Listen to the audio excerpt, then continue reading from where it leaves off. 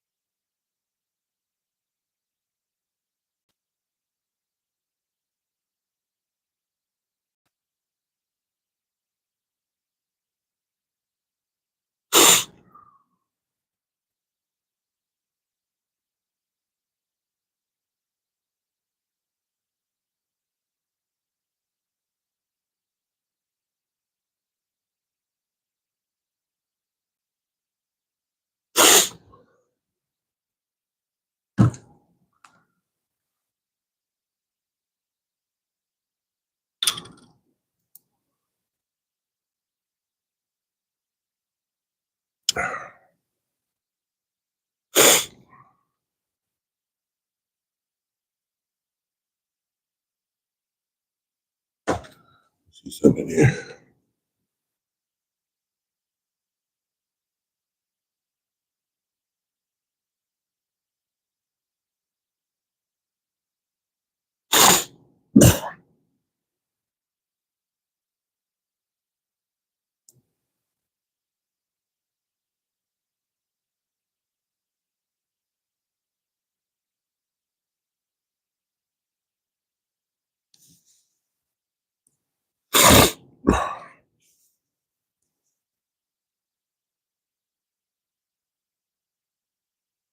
Eighth place. Lakers in fifth place. All right. All right. This is definitely going to be a short one because these sexual trees are killing me, man. That pollen in the air. You add to the fact that I can have the wrong thing allergy-wise. It sets me off. All the sniffling I'm doing. So I apologize ahead of time. But just to come on and talk a few points about what I see that's going on. I see Canada knocking off the U.S. in the nations facing off. And as far as I'm concerned, that's not really unexpected because Canada, they're still the premier nation in this area when it comes to hockey. And a lot of the NHL players, they come out of Canada. So it's not surprising that they will win a tournament like the Four Nations Face-Off, even though the U.S. was able to win the game when they played in the round robin. But Canada, clearly a better hockey nation than the U.S. Much as we like to say we're the best at everything, but you have to give credit to Canada because they're the better team. They ended up winning 3-2 last night in overtime, and that's the end of that. Made a lot of people happy given the turmoil between the two nations right now. Just another point of contention, but doesn't really mean a whole lot in the end. Not really. But the thing I want to talk about quickly today is the fallout from the Luka Doncic trade. It's been a few weeks, and I'm finding out that a lot of the Dallas fans are in protest. They protest outside the arena. They bring fire Nico Harrison signs in the arena. A lot of people are getting kicked out behind that. And the turmoil has gotten so much that the CEO, Rick Wells, has come out and said that this is the worst thing he's seen in the NBA in over 40 years. That's not good when your CEO comes out and says something like that. And like I said, when it all went down, this guy Harrison, he put everything on the line to try to win this year. But, it's just like, trade a Ferrari in for a Chevy pickup. It's not likely that something like that is going to go down. Yes, that truck is good while it's running, but if it's all beat up and you got to keep taking it to the shop to make it run, you're wasting your time. You might well have kept that higher rated vehicle that you had. But Davis is a great player when he's on the floor, but he's missed an awful lot of time to injury, and he's 6 years older than Doncic. So why would they take the opportunity to get rid of a younger player for somebody that's broken down? Now, their objective, Dallas, is to get a deep run into the playoffs like they did last year. They ended up losing to the Celtics in the finals last year, and they want to duplicate that feat except win it this time. So by acquiring Davis, you got that low post presence there. You got that big front line, and then outside you got Kyrie and Clay, which can clearly take you through a good playoff run if everything is clicking like it's supposed to. But if you come in and Davis, last 2 games before he gets hurt, that just exacerbates the problem. So until he gets back on the floor and they get a rhythm going, the fans aren't going to be too happy about it. Now, if they do get to the point where they can, where they start playing well together, then all this will be forgotten. But not right now.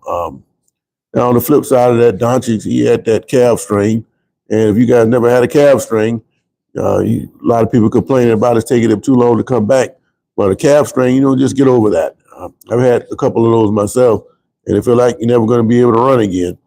And and even with the best of care like these professional sports players have, you don't just come right back for something like that. So once he returns back to full form, the Lakers are going to be a threat.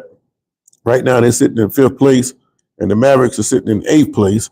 And once these players get healthy, then they should make a little noise in the Western Conference. But I still don't see any of these teams get by Oklahoma City.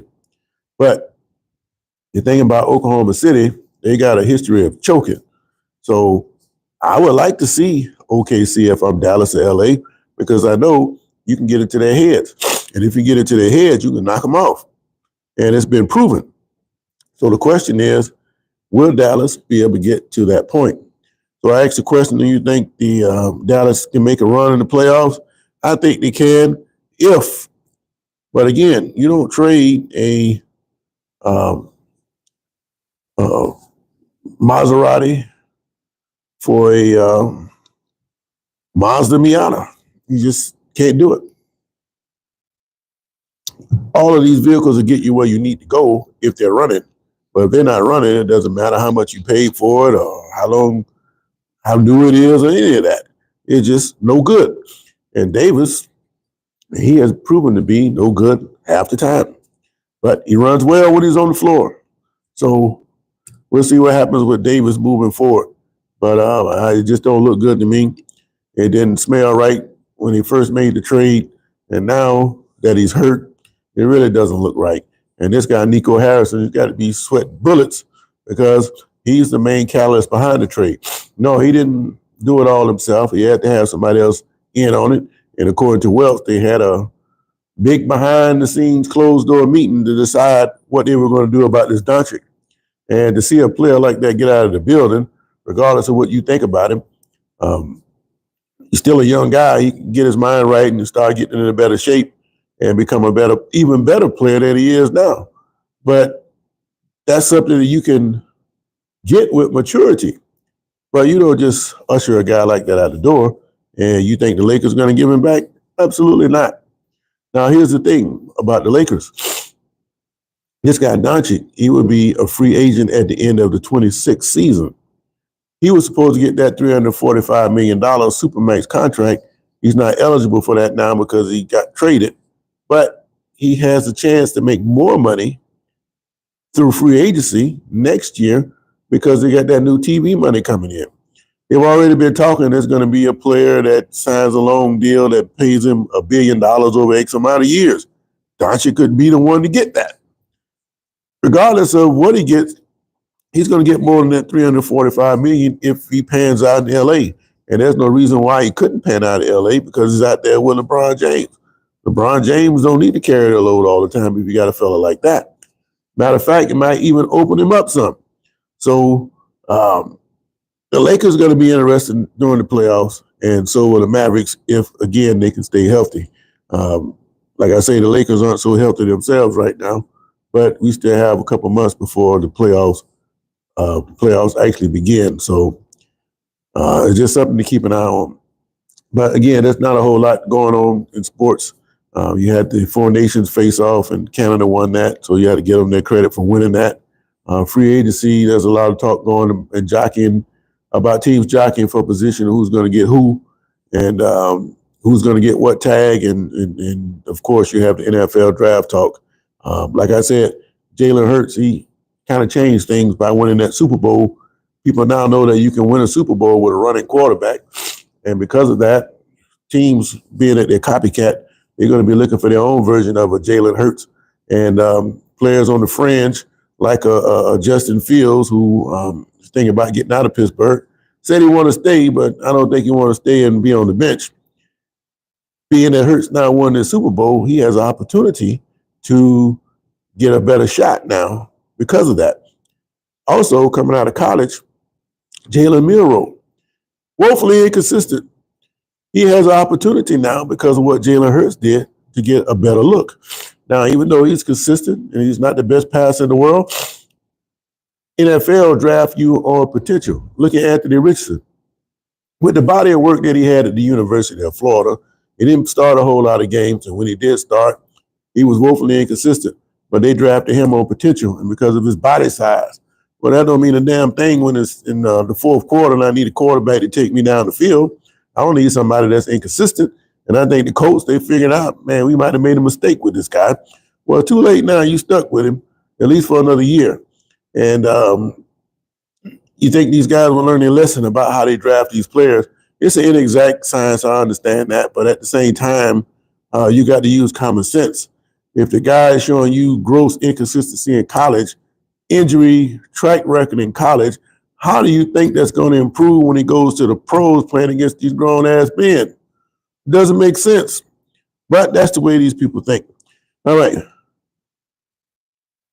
Some other streamer named Kassan Tito was talking some trash about you on the stream, man. Well, I appreciate that. I don't know who Kassan Tito is. Why would he have anything to say about me? I don't know. But if he's got a problem with me, tell him to hit me up. But I'm not the type that's going to get back and forth going into some kind of video beef with somebody I've never seen or heard from. So I appreciate what you're saying, but it really don't mean a whole lot to me. But if he's talking about getting into the boxing ring or something like that, then if the money's right, we can do that. But I'm not fixing to get into a war of words with anybody. But I appreciate what you're saying. And I might even be prompted to look up and see who this person is. But let them all talk trash. I appreciate all of that. But I appreciate it, my man. How you say your name? It was Belant or Bella Ant? How do you pronounce that? Appreciate the information. Kassan Tito, I got to remember that. But yes, I just think with these Cam Ward, with Ward, Hurts winning that Super Bowl, that made him a lot of money. Justin Fields, he made a lot of money on that. And I was trying to say Milroe now has an opportunity to get into a better position. Now that Hurts has won the Super Bowl, maybe that can help Milroe. I still think Milroe would have been better off staying in college because he's woefully inconsistent. And if you go to work on his passing, just like Jalen Hurts did, and slowly get better at it, then he has an opportunity to make it to a higher level himself. But before Hurts won this game, they were looking at him as probably a change of positions. There's nothing wrong with changing positions, but at least let him get into camp to see how he does before you start talking about a change of position. Now, the last quarterback I know of that they tried to change position that had success in college, go all the way back to Tommy Frazier. Frazier was adamant that he didn't want to try another position. And because he was so adamant at that time, they didn't even draft him anything else. So he kind of hurt himself by holding that stance that he did. And Milroe's taking the same stance, but this time he's got a reprieve where Hurts winning that game. So we'll see how that works out for him. But again, that's the highlight of what's going on in sports right now. I just wanted to make mention because I heard from this guy, CEO Rick Welts, about how people in Dallas are taking this trade, man. And they're not taking it very well, and prompted him to come out and say something. And what he said didn't wasn't a positive statement from the Mavericks point of view. JC, how you doing, man? I think Miro needs another year.